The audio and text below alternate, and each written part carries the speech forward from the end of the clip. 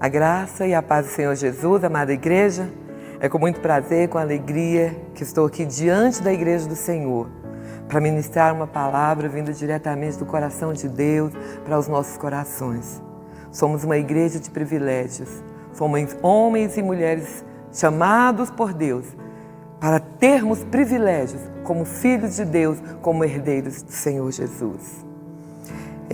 Essa noite tivemos uma noite maravilhosa, uma noite onde que a igreja do Senhor teve um tempo específico para estar orando, para estar ministrando a Deus, para estar buscando o avivamento do Senhor. E foi tremendo e maravilhoso. Eu creio que você foi abençoado nesta noite, tirando um tempo para orar ao Senhor. E nós vamos estar falando sobre um texto baseado na palavra do Senhor. Nós vamos estar tirando desse texto algumas preciosas lições sobre a questão dos privilégios. Somos um povo privilegiado. E eu gostaria que você abrisse a sua Bíblia aos 2 Reis, capítulo 20, a partir do versículo 1 até o versículo 11, que diz assim: Naqueles dias adoeceu Ezequias mortalmente. E o profeta Isaías, filho de Amós, veio a ele e lhe disse: Assim diz o Senhor, põe em ordem a tua casa, porque morrerás e não viverás. Então virou o rosto para a parede e orou ao Senhor, dizendo: Senhor, suplico-te lembrar de que andei diante de ti em verdade, com o coração perfeito, e fiz o que era reto aos teus olhos. E chorou Ezequias muitíssimo. Sucedeu, pois, que, não havendo Isaías ainda saído do meio do pátio, veio a ele a palavra do Senhor, dizendo: Volta e diz a Ezequias, chefe do meu povo, assim diz o Senhor, o Deus de Davi teu pai: ouvi a tua oração e vi as tuas lágrimas. Eis que eu te sararei. Ao terceiro dia subirás à casa do Senhor. E acrescentarei aos teus dias 15 anos. Das mãos do rei da Síria te livrarei, a ti e a esta cidade. E ampararei esta cidade por amor de mim e por amor de Davi, meu servo. E a tomaram, e puseram sobre... voltando aqui.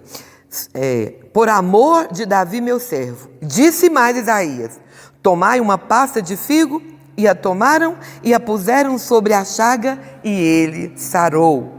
E Ezequias disse a Isaías: qual é o sinal de que o Senhor me sarará, e de que ao terceiro dia subirei à casa do Senhor?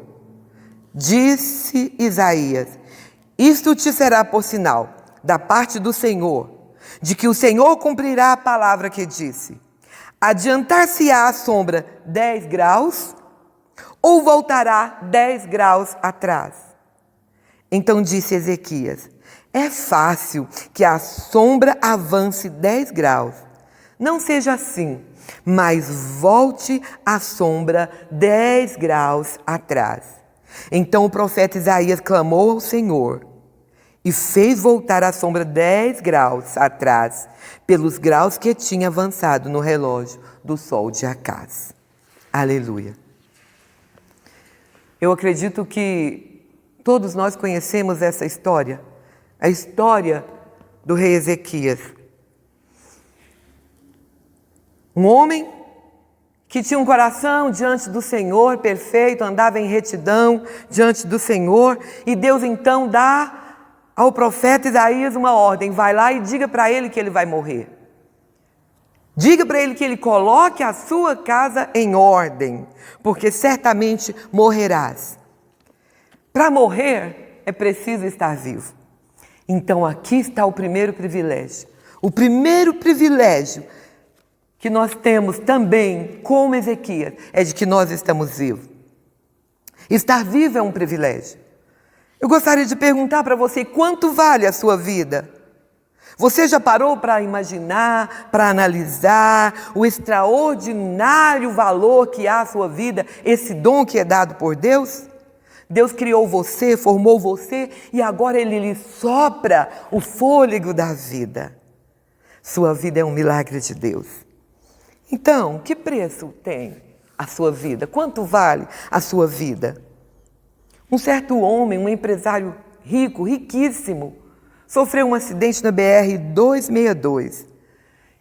E ali, ao ser atendido pelos médicos, paramédicos, os seus filhos diziam ansiosamente, gritavam ali para aqueles médicos: quanto vocês querem para salvar a vida do nosso pai? Quanto vocês querem? Mas infelizmente, já estava morto aquele senhor. Já estava morto. Você valoriza a sua vida? Você a vê como um dom de Deus? Você agradece a Deus pela sua vida? Muitos, querido, muitas vezes só valorizam o que têm depois que perdem. Ou então quando estão à beira da morte, como foi o caso de Ezequias. Ezequias, quando percebeu que estava diante do portal da morte, ele desejou ardentemente a vida, desejou ardentemente viver, agarrou-se à sua vida, quando já estava perdendo. Eu quero dizer para você que o amor à vida também é dom de Deus. Ame a sua vida, valorize esse precioso dom de Deus. Ame a sua vida, viva a sua vida gostosamente. Dê valor à sua vida, ao bem que Deus te deu. Viva a sua vida na presença de Deus e para a glória de Deus. Viva a sua vida com entusiasmo, com alegria, com prazer. Viva a vida de um justo, para que você possa ter a morte de um justo. A ordem para Ezequias era colocar a sua vida, a sua família, a sua casa em ordem. Queridos, é perigoso levar a sua vida sem um balanço, sem uma avaliação. Muitos aqui ouviram, muitas vezes, o pastor Flávio trazendo esse ensinamento para nós. No final do ano você volta atrás e diz: o que eu fiz durante esse ano? 5 anos, 10 anos, o que eu fiz durante todos esses anos com a minha vida? Porque, queridos, não é perigoso morrer, mas é muito perigoso morrer sem pôr em ordem a sua casa. Essa foi a ordem para Ezequias. E eu quero te perguntar, que legado você está construindo para deixar após a sua morte? Que legado você está construindo para deixar após a sua morte? Depois que você partir, a sua vida ainda vai continuar falando. Há uma família, há filhos, há netos, há bisnetos, há esposo, há esposa.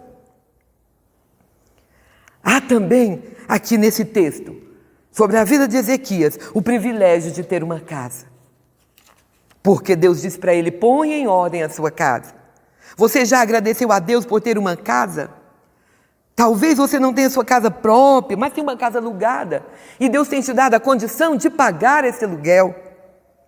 Você tem um lugar para retornar todos os dias do seu trabalho. Então comece a agradecer a Deus o privilégio de ter um endereço para onde ir depois de um dia de luta, depois de um dia de trabalho. Muitas pessoas, queridos, não têm um lar por problemas financeiros, não têm um lar por problemas familiares, não têm um lar por causa das drogas, por causa de crimes.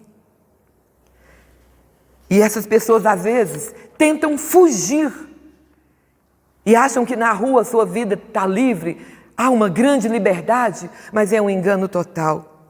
Essas pessoas que moram nas ruas, nas calçadas, elas são presas às drogas, à miséria, à prostituição, ao roubo, a doenças, a carências. Tem uma sensação de estarem livres, mas são presas. Todas elas sonham em ter uma casa, um lar, uma família. Nós não conseguimos ver, queridos, mas são pessoas que têm sonhos. São almas que têm carências. Que às vezes, antes de querer a nossa moeda, elas precisam de um sorriso, de um abraço, de um carinho. Então, agradeça ao Senhor por você ter uma casa e um endereço para onde voltar. Você tem agradecido ao Senhor por ter uma família que te ama. Talvez não seja da maneira que você goste, mas essa família te ama. A herança do Senhor, querido, na nossa vida, não são as riquezas, não são os carros, não é aquilo que nós estamos acumulando aqui, nosso patrimônio, mas são nossos filhos, são nossos pais, nossos esposos. Você tem agradecido a Deus por eles? Tem consagrado a vida deles a Deus? Tem curtido seus filhos? Tem ensinado seus filhos no caminho que deve andar? Tem ensinado os seus filhos no caminho, apontando para eles o caminho? Tem gastado tempo com eles? Tem agradecido a Deus pela sua família? Tantos jovens que não valorizam a sua família. Esse não é o pai que eu gostaria de ter. Eu quero dizer para você, ore por ele. Ame ele. Ore pela sua família. Valorize a sua família. Ter uma família é um grande privilégio, queridos. Se você não tem uma família, seja você a família. Amém? Comece a agradecer ao Senhor. Comece a agradecer ao Senhor. Você também tem o privilégio de falar com Deus em oração. Ezequias vira para o canto, no versículo 2, e diz: então virou o rosto para a parede e orou ao Senhor. Ezequias orou ao Senhor. Você também tem o privilégio de orar ao Senhor. Você tem acesso ao Pai. Ou seja, você não precisa de marcar audiência. A qualquer momento, a qualquer hora que você orar ao Senhor, Ele vai te ouvir. Você não precisa de lista de espera. Você pode entrar na sala do trono. Você pode se chegar diante do Santo dos Santos. Porque você tem esse privilégio. Deus tem te dado esse privilégio. Tem o privilégio de orar a qualquer hora e Deus te ouvir, porque Ele não dorme, Ele não cochila. E isso faz parte das disciplinas diárias de um cristão. Orar, jejuar, relacionar-se com o Espírito Santo. Você tem esse privilégio de se relacionar com o Espírito Santo. E eu quero dizer para você que Ele, o nosso Deus, Ele se deleita em ouvir a sua voz, em ter comunhão com você, em atender às suas necessidades, porque isso faz parte do seu relacionamento com Deus. Você tem o privilégio de abrir seu coração sem temor, sem medo de ser rejeitado. No versículo 3 ele diz: Senhor, suplico-te lembrar de que andei diante de ti em verdade, com coração perfeito, e fiz o que era reto aos teus olhos. Ezequias era rei, era um homem como nós. Tinha sentimentos, mas ele não se fez de durão nem de arrogado. Ele rasgou seu coração diante de Deus e ele chorou muitíssimo. Ele chorou muitíssimo. Você pode, nas suas angústias, nas suas dificuldades ou nas alegrias, expressar-se diante do Senhor. Você pode também reconhecer seus erros e contar para Ele as suas dores, as suas lutas. Às vezes Deus revela algo para você. Deus usa alguém para falar com você, mas às vezes você não ouve. Às vezes você não muda a sua postura. Deus faz a parte dele. E você precisa fazer a sua parte. Abrir o seu coração sem medo de ser rejeitado, porque Ele não rejeita você. Ele entende você, Ele aceita você e Ele acolhe você. Essa noite nós fizemos isso, oramos ao Senhor. Abrimos nosso coração pedindo ao Senhor avivamento. E o melhor lugar para nós chorarmos é aos pés do Senhor. É aos pés do Senhor. Você tem o privilégio de falar com aquele que pode mudar o rumo da sua história. Deus pode mudar o rumo da nossa história. Estava determinado para Ezequias a morte. E, queridos, ainda com um agravante. Essa morte que estava determinada para Ezequias não foi por médicos, não foi por homens que falou vou te matar. Não, foi Deus. Foi Deus que mandou avisar a ele que estava determinado para ele a morte. Olha, põe em ordem a tua casa, porque certamente morrerás e não viverás. Mas uma oração mudou o rumo da história. Uma oração mudou o rumo da história, porque Deus é maior que os seus problemas. Ele pode mudar a sua sorte. Ele é poderoso para reverter qualquer quadro que estava determinado sobre a sua vida. A oração muda as coisas. Uma certa época eu estava com problemas, desesperada, e eu entrei em uma igreja. O costume de ajoelhar, quando eu me ajoelhei para orar, eu vi escrito lá no fundo da igreja assim, olha, a oração muda as coisas. E aquilo fez toda a diferença na minha vida. Eu ajoelhei e orei ao Senhor e saí dali aliviada, sabendo que o meu Deus resolveria os meus problemas. Ele é poderoso. As nossas orações podem mudar o rumo espiritual natural das coisas. A sentença já tinha dado, mas ele orou. E em vez de morte veio a cura, veio a vida, veio o milagre. Orar, queridos, é ter uma audiência com aquele que pode fazer o mudo falar, com aquele que pode fazer o cego ver, com aquele que pode fazer o aleijado saltar de alegria, com aquele que pode ressuscitar os mortos, fazer os mortos viver. A oração, queridos, move a mão daquele que move o mundo. Aleluia, glória a Deus, a oração move. Você tem o privilégio de apresentar a Deus as suas causas com sinceridade, como Ezequias fez. Virou para o lado, orou ao Senhor e apresentou ao Senhor as suas causas com sinceridade. Ele diz, Senhor, suplico-te lembrar de que eu andei diante de ti em verdade, com o coração perfeito, e fiz o que era reto aos teus olhos. E chorou muitíssimo, né? Ele chorou muitíssimo. Agora eu quero perguntar para você, e para mim também, será que nós poderíamos orar assim, com essa ousadia diante do Senhor? Ah, Senhor, eu faço o que é reto, eu entrego os dízimos, eu venho à igreja, eu abençoo a igreja, eu ministro louvor, eu ministro a palavra. Ah, Senhor, eu quero dizer para você que ainda que as suas razões sejam diferentes da que Ezequias apresentou ao Senhor, você pode apresentar as suas razões diante do Senhor.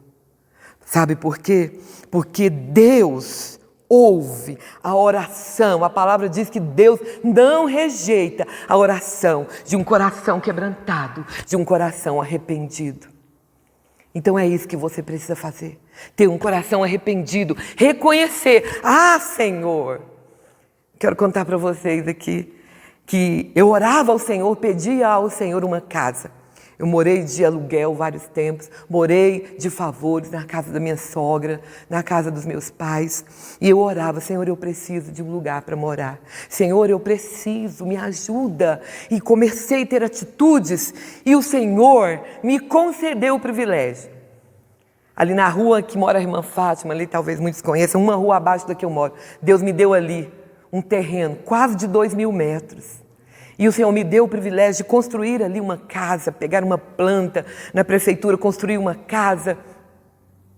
E uma certa época houve uma loucura na cabeça de algumas pessoas. Vamos para o Pará, e começaram cada um vender as suas coisas. E de repente estava eu vendendo a minha casa. Vendi a minha casa, irmãos. E de repente estou eu dentro da casa da minha mãe novamente. Irmãos, mas eu tinha uma vergonha. Eu tinha uma vergonha de orar ao Senhor, porque Deus tinha me dado e eu tinha jogado fora aquilo que Deus tinha me dado. E eu tinha vergonha de apresentar as minhas causas ao Senhor. E chorando ali, um dia já muito aperreada ali, morando de aluguel, eu falei, Senhor, eu tenho que deixar a minha vergonha de lado e dizer ao Senhor, atende a minha oração mais uma vez, me perdoa, Senhor. O fato de não ter orado, de ter feito algo, talvez sem a direção do Senhor. E o Senhor ouviu a minha oração, como o Senhor ouviu a oração daquele publicano que batia no peito e dizia, Senhor, ó Deus, sê propício a mim, pecador. E Deus ouviu a oração. Isso está passando até na novela de Jesus, Eu estava vendo esses dias e vi lá o publicano batendo o peito e orando. Ser propício, Senhor, a mim, pecador. E Deus ouviu a oração, assim como Deus ouviu a minha oração e me deu novamente uma casa, para a honra e glória dEle, porque Ele é bom, Ele é fiel e Ele nos dá o privilégio de nos achegarmos diante dEle. Aleluia! Ainda que a sua vida seja eleivada de erros, você pode chegar diante de Deus, porque Ele não rejeita a oração de um coração arrependido e quebrantado. Então isso é um privilégio que nós temos. Você tem o privilégio também de ser príncipe do povo de Deus, porque você é herdeiro do Deus vivo. Você é herdeiro com Cristo. Você precisa se apropriar dessa paternidade. Você tem o privilégio, você aceitou o Senhor Jesus no seu coração, você tem o privilégio de ser filho de Deus, de ter o seu nome escrito no livro da vida. Você tem o privilégio de ser membro da família de Deus. Você nasceu de cima, não de baixo. Você nasceu do alto, do Espírito Santo. Você tem a natureza divina. Seu nome está arrolado no céu, sua pátria é o céu, seu destino é o céu, você nasceu de novo, você é uma nova criatura. Aleluia! A sua autoimagem não deve ser doente. A sua autoimagem não deve ser doente. Você não pode sofrer do complexo de inferioridade. Não, você é filho do dono do ouro e da prata. O Salmo 24:1 diz assim, tudo é dele. Ouro, minerais, petróleo, as pedras preciosas, todas as riquezas são dele. E você é filho dele. Você é herdeiro com Cristo. Você vai desfrutar de todas essas bênçãos no novo céu, na nova terra. Sua riqueza não está aqui. Seu tesouro não está aqui. Está no céu. Ela é uma herança imarcessível, é uma herança incorruptível, é uma herança gloriosa. Aleluia! Você pode dizer aleluia! Glória a Deus por esse privilégio que eu tenho. O privilégio de ser príncipe de um bênção no meio do povo de Deus. Privilégio de ser príncipe. E como príncipe, você tem o privilégio de ser bênção no meio do povo de Deus. O Senhor disse para Abraão, sê tu uma bênção. Sê tu uma bênção. Você é motivo de alegria para sua esposa, para o seu esposo, para os seus filhos, para o seu amigo, para a sua família. Você é motivo de alegria. Sua vocação é ser um ministro da reconciliação, um consolador. Você é um intercessor, você é um homem de Deus, um amigo mais chegado que um irmão. É assim que a palavra diz. Eu tenho minha amiga Fátima, minha irmã, minha discípula, companheira. Irmãos, e Fátima às vezes para mim é uma amiga mais chegada que um irmão, e eu sou para ela uma amiga mais chegada às vezes que um irmão. Ela não tem irmã, e acho que há uns 17 anos caminhamos juntas. Para a glória de Deus, eu sinto alegria e prazer em ser irmã. Irmãos, é bom demais. Como disse alguém ontem, após o batismo, falou, agora nós somos irmãos. Eu acho que foi até o Washington. Agora nós somos irmãos verdadeiramente. Ah, sim, me lembrei. Foi a mãe do pastor Flávio. Ela disse, agora nós somos irmãs, com alegria no coração, de agora sermos chamados filhos de Deus. Você foi chamado para amar, servir e discipular. Você foi chamado para ajudar a carregar os fardos uns dos outros, para orar uns pelos outros. E dentro desse privilégio, você tem o privilégio de ser objeto do milagre de Deus. Salmo 50:15 diz assim, clame e os céus ouvirão, invoca-me no dia da angústia, eu te livrarei e tu me glorificarás. Ezequias foi ouvido imediatamente. Os céus e a terra se moveram para que a sua oração fosse atendida. No versículo 5 diz assim, olha, versículo 5, que nós vimos, volta e diz a Ezequias, o Senhor dando uma ordem ao profeta Isaías, volta e diz a Ezequias, chefe do meu povo, assim diz o Senhor, o Deus de Davi teu pai, ouvi a tua oração e vi as tuas lágrimas. Eis que eu te sararei ao terceiro dia, subirás à casa do Senhor e acrescentarei aos seus dias 15 anos. Então, Deus ouviu a oração de Ezequias, moveu os céus e terra, porque Deus fez com que o sol parasse e retrocedesse. Como diz a palavra de Deus aqui, olha, retrocedeu no relógio de Acás 10 graus. Milagres. Nós somos objetos do milagre de Deus. Deus ouve a sua oração. Deus controla os astros, as moléculas, as células do seu corpo. Para Ele nada é impossível. Quando o povo de Deus clama, os céus se movem, o inferno treme.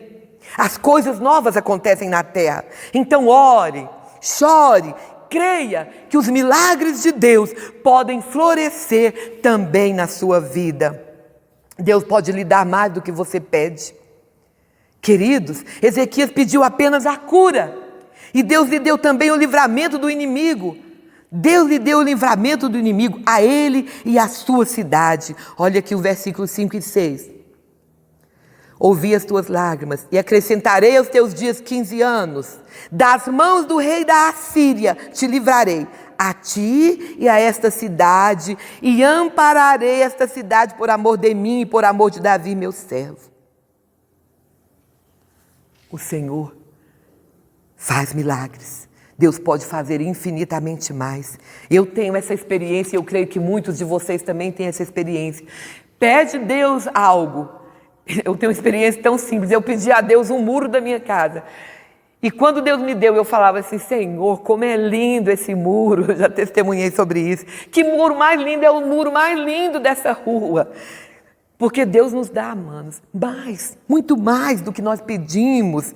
Irmãos, você pede um fusquinha para Deus, Deus te dá um carrão.